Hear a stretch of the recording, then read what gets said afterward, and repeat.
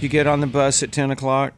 I think our bus call is midnight because it's not like that crazy of a drive, Chicago. It's not. It's yeah. easy. Straight shot. And then my husband plays Sunday at Lake Shake. And then good. we go to Maui next week for our vacation. Ah, vacation built in. Yeah. Gives you something to look forward to. Yeah, we need it. It's been like right when we get to this part of the year where it's halfway through and we've just been touring nonstop. It's like, okay, we need a little breather. Go somewhere, turn our phones off. I was usually pretty good till it's like October, November, you start getting a little bitchy. It's like, you know, you Wearing can, a little thin. Yeah, I know. Call Clarence back. It's like, hey, man, I didn't mean that. I know you're working Yeah. as hard as I am, you know. Just a little It's testy like, these yeah, days. You're trying to do what we've asked you to do, and we're acting like primos. And That's some good insight. it's yeah. not good in country music. Well, But it's fun. you're You just got looking forward for the holidays. You know, at that point, you're just Yeah. ready to have a little break. but it's fun. You got your husband. How much does he work with you?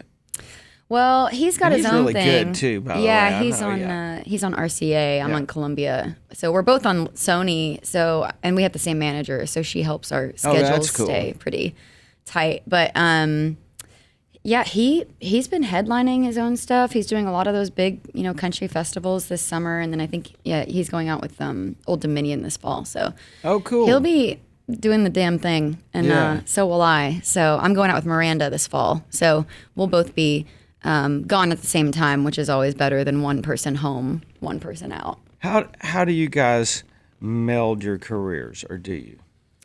Well, I mean, the way we met was to write a song. We were just both songwriters. And so we were paired by our publishers to write one day 6 years ago.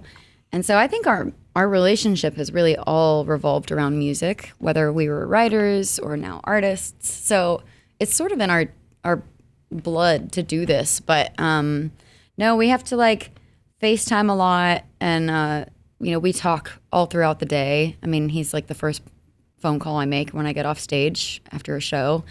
And when we can be out at each other's gigs, that's amazing when that rare chance happens.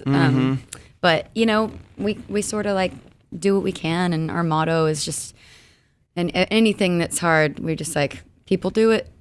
People do it. So we figured it out. It's your motto. And this may sound silly to you, but I guess like being a songwriter and whatever, and is there ever like you have an idea or something and you write it with somebody else and he goes, boy, I wish you'd have written that with me. You know, is that part of your thing? Because I just know, having written songs in this town for so long, I mean, 10 years before I ever met Ronnie Dunn, and you get hooked up with people writing and whatever, and it's almost like you're cheating on them when you write a great song with somebody else, and it's like, hey, I thought we were writing partners. Right. You know, it's not, it's not that way, but there's still this kind of unwritten thing that goes on. I don't know. Yeah. You know what I'm talking about? Yeah, I mean, like, if he writes a great song and I'm not on it or whatever, I mean, I don't feel territorial in that way, but I definitely think that, you know, he's written songs with me on both of my records, and I've written on his. And I think that that's sort of the collaboration we want to always keep lit, is that, you know, this is how we met. I want to always be able to just come back and write a song with you, like fame, success, money, whatever aside. Like we started this as the really like pure form of being writers. And so, no, but I'm his biggest fan when he brings a song home and plays me the demo, and it's like huge. And I feel like his A&R person and he's mine. Yeah. So, congrats on your single, and you got a new album out. Yeah, the album is called Girl, and it's, writing a second album is daunting because everything happened in the first album, so I don't really know how to recreate, the same thing, and I just realized I can't just move on and try to outright yourself. And so this album is a lot about the last few years of my life. I got married last year, kind of falling in love, and it's not, a breakup album like the first one was. So, it's a lot more vulnerable and grown up, I would say. Do you care about genre identification and whatever? I mean, you are a country artist. I mean, there's some artists, and I guess Taylor said, I am a pop artist, so don't worry about it, country fans, country radio, whatever. You're being played, one of the few females that is being played by country radio. Yeah. But your music it's way out there on the edge of what would be considered country, and you've had hits with Zed, or you've obviously showed yourself. And I think even with your Saturday Night Live performances and whatever, which I thought were really cool, it's and I guess you could say the same thing about Stapleton. I mean, does it matter to you? Are you trying to hold on to that as a fan base? I'm asking too many questions, which I hate when people do to me, but you know where I'm headed with this. Yeah. It's something that I've had to deal with as a fan of music, even, how do I identify the music I love? And I just think about my influences, and they really are those classic country artists. Mm-hmm. And I also grew up in the 90s of like that era of music, like Nirvana and Sheryl Crow and Alanis Morissette and, these songwriters, mm-hmm. badass women. And so nowadays, it's a little different because everyone is so connected and has, access in their pocket to a whole world catalog of music. And so I just think about the respect level I have for the pioneers of country music, and I totally understand the traditionalists, and I have so much of a respect level for those people that created this sound. And what country music is to me is, storytelling. And so there's, in my writing, even if you have a synth on it, I have the utmost respect in my songwriting structure for Nashville mm-hmm. songwriting and the way that I've learned to craft a song, which is here in Nashville. So I can't really unwrite that part of me, mm-hmm. but I'm always operating on sort of a musical spectrum when I make music. And mm-hmm. sometimes it comes out, yesterday I wrote just a straight up country song, guitar and vocal, acoustic, like just no tracks, no production. And I've been working on this project with Brandi Carlile called The Highwaymen, which is sort of our version of The Highwaymen. Mm-hmm. And we're working with Dave Cobb, and it is like a straight up country Americana roots album. Mm-hmm. And so I feel like I love that I don't have to pick or choose. I can just kind of be inspired and do whatever, and sing with Dolly at the Grammys, be nominated with Zed for the middle, be played on country radio. I mean, I just say yes to everything, and it's worked out so far. So anyone that tries to pinpoint me as not country, or I'm sure a pop fan would be like, yeah, she's too country. It's sort of who you ask, but I think that I'm just me. Doesn't matter. It's good. I think that's the songwriter freedom that lives in this. If you keep your focus as you're a songwriter first.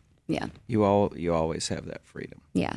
Because people that don't do that and they're just artists, they got to be careful then. Right. If they're just singers or just artists, they're branding kind of, And if you're just writing songs, they kind of take you where you're going to go, I think. Right. And, country music fans, like the fan base here is so loyal mm-hmm. and they're very protective. And so even when I did the middle with Zed, there were a lot of fans that were, country music fans that were like, are you leaving us already?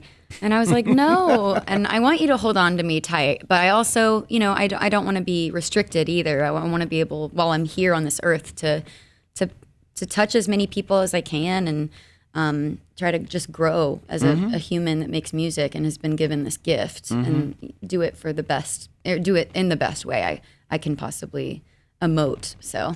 Do you feel like with that fan base and just that loyalty and everything, things outside of that you're doing, like Playboy Pictorial, things like that, where you get this pushback? And I'm pretty much right now on strike for social media, because it doesn't matter what you say. The trolls are sitting there just waiting to go. Yeah, you could. What you do? You could tweet, "I like apples," and someone would be like, "Screw apples! You're an idiot." I know, but you're very active that way, and you're. To me, it's not. It's a total choice of how deep you go, whether it's your comments on gun control or, the way you feel about things. But if you embrace the monster out there, the masses, it's, how thick is your skin? What do you just prepare for the, it's like, okay, I'm going to do, or do you go, I'm going to do this and you feel really good about it. And then when you get this big old mule kickback, it's like, what? Yeah. I mean, what is wrong with y'all? I thought this was cool, or, or this is how I feel, and can't you respect that? Does it hurt your feelings? Well, I mean, you just can't win. I've learned that the hard way. And I never poke the bear for fun. I always speak up when it's something I'm really furious or passionate about and or inspired by. So I would say, like, I'm not that risque in the grand scheme of things. I mean, even Playboy, Dolly Parton had one of my favorite covers that she ever did was Playboy in Absolutely. 78. And that's such an iconic cover that she did. But I mean, imagine the backlash that she received back in the day for that.